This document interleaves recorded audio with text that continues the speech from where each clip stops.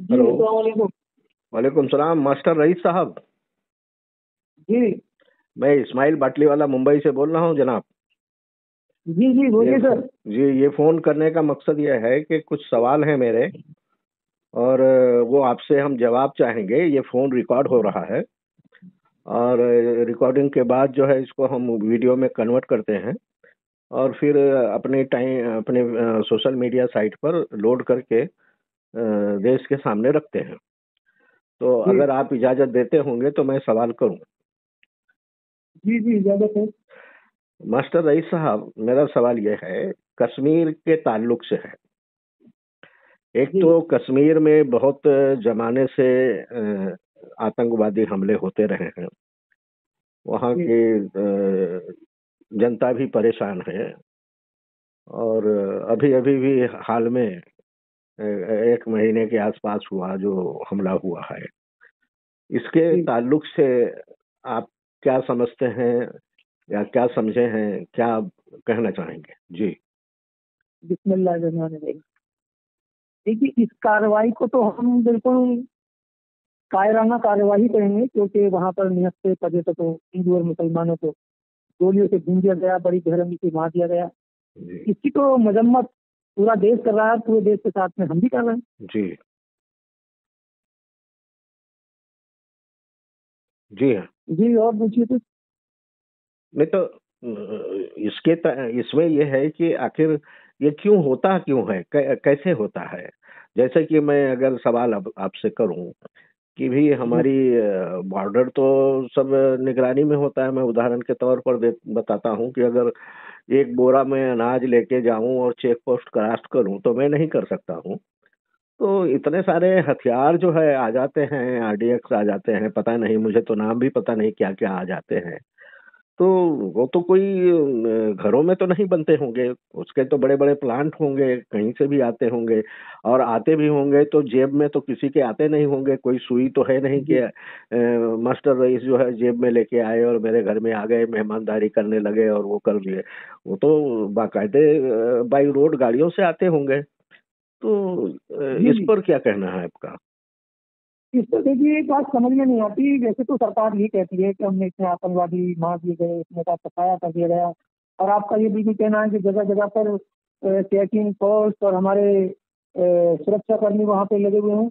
लेकिन एक बात ये समझ में नहीं आती जी। कि वहाँ पर हमारे सुरक्षित, जैसे हमने मीडिया से हमें ज्ञात हुआ जी। या सोशल मीडिया से ज्ञात हुआ कि वहाँ पे सुरक्षा कर्मी हटा लिए गए, चौकियां हटा ली गई, खून खराबे के बाद भी कोई सरकारी मदद ही नहीं पहुंची। जी। वहाँ के लोगों ने ही लोगों की जान बचाई, खाना दिया, आवाज दिया। तो ये समझ में वाकई में नहीं आता कि फिर ये इतना बड़ा कांड, या इतना बड़ा पहले भी हमारे और वीर शहीदों सिपाहियों को मार दिया गया था। जी। तो इतना आइडियस वहाँ पे आया, तो वाकई में ये समझ में नहीं आता कि सरकार क्या कहती है और क्या करती है। जी। हमें कहीं क्लियरिटी कुछ नजर नहीं आ रही। जी। जी। तो हमारे यहाँ के जो नेता लोग हैं वो तो सीधा-सीधा पाकिस्तान पर इल्ज़ाम लगाते हैं कि ये सब पाकिस्तान की गतिविधियां हैं वो करती हैं। मास्टर रईस साहब, मैं ये आपसे पूछना चाहता हूँ कि भाई पाकिस्तान हमारा दुश्मन मुल्क है, ठीक है? तो जी जी जो दुश्मन मुल्क है उसके तो हर हथकंडे वो अपनाएगा हमें दिक्कत में डालने के लिए, हमें परेशानी में डालने के लिए। जी तो जी दुश्मन से खास करके इस्माइल बाटली वाला की शिकायत दुश्मन से तो नहीं हो सकती है, क्योंकि उसका काम ही है वो हमें तकलीफ देगा ही देगा। मुझे जी शिकायत तो हमारे अंदर से मुझे है कि भी हमारी जो बॉर्डर पर जो निगरानी करने वाले लोग हैं, जो हमारी व्यवस्था है वो उनको दुश्मन नहीं मानती क्या? कैसे वो घुसपैठ कर ले जाते हैं? एक बात आप। मैंने आपको उदाहरण दिया कि एक बोरा में अनाज लेके जाऊं तो मैं मेरा यहाँ मुंबई का चेक पोस्ट क्रॉस नहीं कर पाऊंगा। मेरी जी खेती का अनाज लेके जाऊं तो नहीं कर पाऊंगा। तो इतना सारा सब आ जाता है तो मैं तो दुश्मन से तो ये उम्मीद नहीं कर सकता कि वो कुछ मेरे साथ भला व्यवहार करेंगे, वो गलत ही करेंगे। लेकिन हम हमारे चौकीदारों से मेरा सवाल है कि भैया आप लोगों की निगरानी में ये हो कैसे जा रहा है? ये हमारी समझ से परे है। जी मास्टर साहब। बिल्कुल सही आपने कहा कि पाकिस्तान को, जब हमें ये तो पता चल जाता है कि हमारे यहाँ ये ऐसा कुछ किया तो ये पाकिस्तानी लोग थे, जी। और पाकिस्तानी आतंकवादी थे। बिल्कुल हमने उनकी राय को मान लिया कि पाकिस्तानी थे, आतंकवादी थे। जब हमें इतना पता चल गया तो फिर वो एकदम से तो आ नहीं सकते और एकदम से जा भी नहीं सकते जी। तो फिर वो आने और जाने की जो बीच का फर्क है और वो जो बीच की सुरक्षा में मैं ढिलाई कहूँ या क्या कहूँ, जी। ये समझ नहीं आता कि सरकार 2014 से बीजेपी की है, जी। बड़े बड़े दावे किए और आज भी ये लोग बड़े दावे करते हैं। तो फिर ये और फिर उसके नाम पर सुरक्षा जब कुछ हो जाती है तो सुरक्षा के नाम पर लोगों को, स्थानीय लोगों को तंग करते हैं, लेकिन वो लोग हाथ नहीं आते जिन्हें ये पाकिस्तानी बताते हैं। अच्छा। तो हम ये कहेंगे सरकार से सीधा सीधा कि अगर आपको ऐसा कुछ लगता है तो इस पर डायरेक्ट अटैक करिए। ऐसा नंबर ही क्यों आए कि हमारे जो है निहत्थे लोगों को मारा जाए। जी जी। ये सरकार को सीधी इसकी जवाबदेही देनी पड़ेगी। जी जी जी। तो मास्टर रईस साहब, इसका जिम्मेदार कौन है? आप क्या संदेश देना चाहते हैं देश को? देखिए, जिम्मेदारी की जहाँ तक बात होती है कि एक मुखिया होता है वो ही सब चीज का जिम्मेवार होता है। अगर उसने अच्छा काम किया है तो उसको वाहवाही भी उसी को मिलती है, भले ही चाहे करने वाला पूरा समाज हो, और अगर वो कोई नाकामी होती है तो वो भी उन्हीं को मिलती है, चाहे करने वाला पूरा समाज है। तो ये तो सरकार को जिम्मेवारी लेनी पड़ेगी। और दूसरे, इसमें जो मीडिया है, हमारी जो मीडिया है, इसको जो ज्योति मीडिया बोलते हैं, तो इस मीडिया को भी ईमानदारी से काम करना पड़ेगा। ये मीडिया भी सही सही ईमानदारी से काम नहीं कर रही है। तो मैं आपके चैनल के माध्यम से ये कहना चाहता हूँ कि वक्त बहुत नाजुक है। मैं आवाम के लिए कहना चाहता हूँ कि आपस में हिंदू मुस्लिम ना करें, मस्जिद और मंदिर या मॉब लिंचिंग ना करें, आपस में प्रेम से हर त्योहार मनाएं। आतंकवाद का मुकाबला मिलजुल कर ही किया जा सकता है, क्योंकि और फिर हमारे देश का तो नारा भी है, हिंदू मुस्लिम सिख ईसाई आपस में है भाई भाई। ये सिर्फ नारे नहीं है, ये असलियत तो सच्चाई है।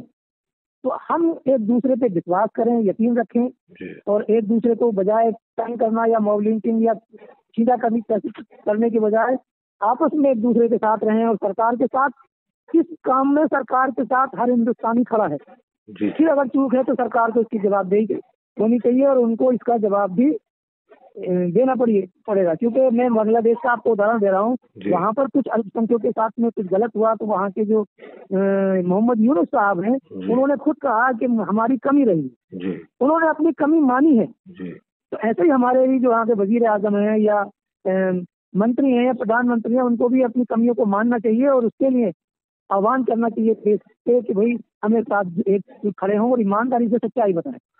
अच्छा मास्टर रईस साहब, एक ये इससे जुड़ा हुआ कश्मीर के ताल्लुक से ही इसके दूसरा पहलू मैं आपसे पूछना चाहता हूँ। खास करके जो वहाँ की जो लीडरशिप है कश्मीर की, तो कश्मीर की लीडरशिप तो मुसलमानों के हाथ में है। मैं जमाने से देखते आया हूँ कि कश्मीर की जो लीडरशिप है वो खुद जो है ये कोने में बैठ करके अपने आप को अकेला कर लिया है उन्होंने।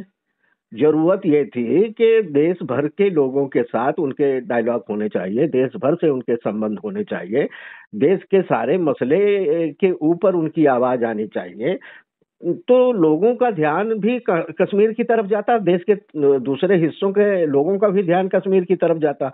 लेकिन मैं देख रहा हूं कि वो बिल्कुल ही एक गली में सिमट गए हैं।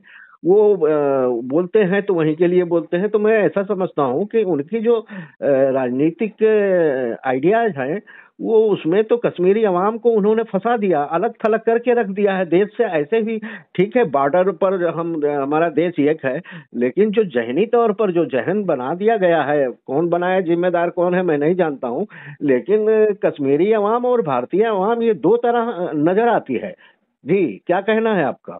बिल्कुल आपका सही कहना है। हमारी जो कश्मीरी लीडरशिप है जी, वो देखिए अनुसी टाइप की है जी। जो पुराने ढर्रे पे चल रही थी उसी पर आज भी चल रही जी।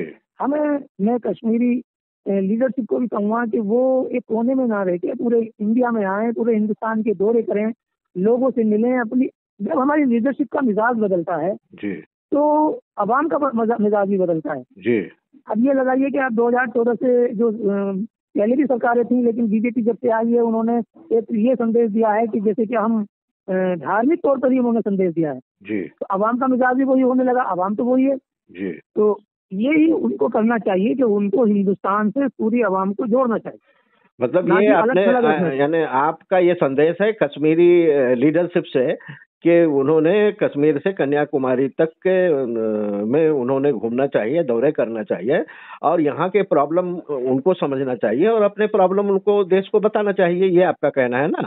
बिल्कुल बिल्कुल। जी जी। जब तक वो हिंदुस्तान में गड्ढम गड्ढ नहीं होंगे, एक तरीके से देहाती भाषा में आती है। अच्छा। बिल्कुल हिंदुस्तान के मसलों को अपना और अपने मसलों को हिंदुस्तान का मसला, और उन्हें कोई दिक्कत परेशानी है तो उसको हिंदुस्तान के सामने रखना, आवाम के, हिंदुस्तानी बाकी आवाम भी तो समझेगी ना। जी जी जी। तो ये समझाना, उनको शेयर करना, ये बड़ा जरूरी है, जो कि वो नहीं कर रहे हैं। जी। अच्छा, वहाँ पे एक लीडरशिप नहीं, सारी लीडरशिप, पक्ष या विपक्ष जो भी हो, सभी वो इसी दिशा में काम कर रहे हैं। जी जी जी जी। बहुत बहुत शुक्रिया, धन्यवाद मास्टर रईस साहब। शुक्रिया, थैंक यू आपका भी कि आपने हमें इस काबिल समझा कि आप चैनल के माध्यम से हम भी देश को अपनी बात रख सकें। जी जी। अस्सलाम वालेकुम। वालेकुम अस्सलाम। जय हिंद।